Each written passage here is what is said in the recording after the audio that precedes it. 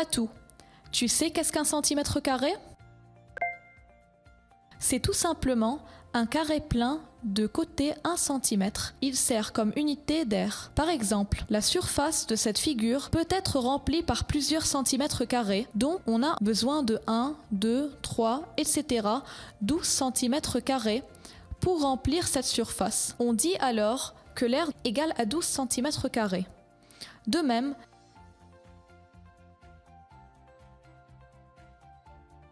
cette figure a besoin de 17 cm carrés pour être remplie, donc son aire égale à 17 cm carrés.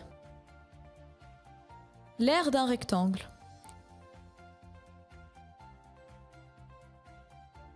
On sait qu'un rectangle a deux dimensions, longueur et largeur. Prenons une longueur et des longueurs successives de telle façon qu'on puisse remplir toute la surface du carré. Donc prenons 1, 2, 3, 4, 5, etc. Une série de longueurs jusqu'à remplir la surface du rectangle. Donc l'aire d'un rectangle sera donnée par longueur fois largeur. L'aire d'un parallélogramme. Voici un parallélogramme. Dessinons une hauteur et découpons le triangle de gauche, puis collons-le du côté de droite. Ainsi, la forme est changée, mais l'aire n'est pas changée. On obtient ainsi un rectangle. Or, on sait que l'aire d'un rectangle égale à longueur fois largeur, mais la longueur n'est autre que le côté du parallélogramme et la largeur n'est autre que sa hauteur. On conclut que l'aire d'un parallélogramme égale à côté fois hauteur relative. L'aire d'un carré.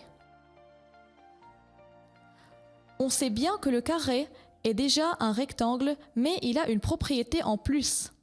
C'est que sa longueur est égale à sa largeur. Et puisque l'aire d'un rectangle égale à longueur fois largeur,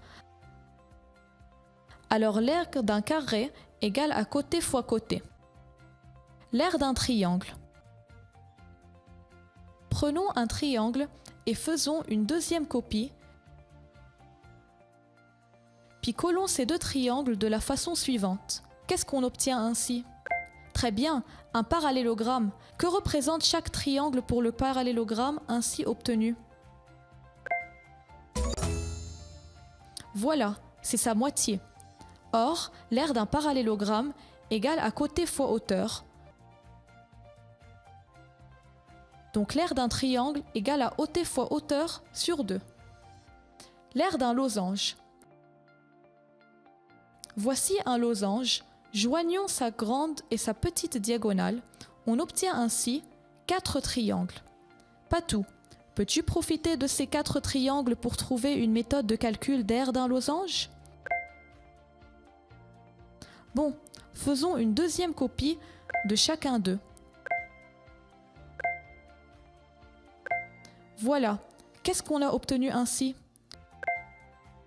Oui, c'est un rectangle. Et on sait bien que l'aire d'un rectangle égale à longueur fois largeur. Mais la longueur n'est autre que la grande diagonale et la largeur n'est autre que la petite diagonale. Donc l'aire du rectangle sera égale à diagonale fois diagonale.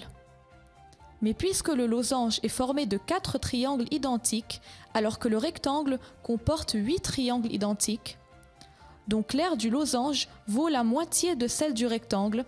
Par suite, l'aire du losange égale à grande diagonale fois petite diagonale sur 2.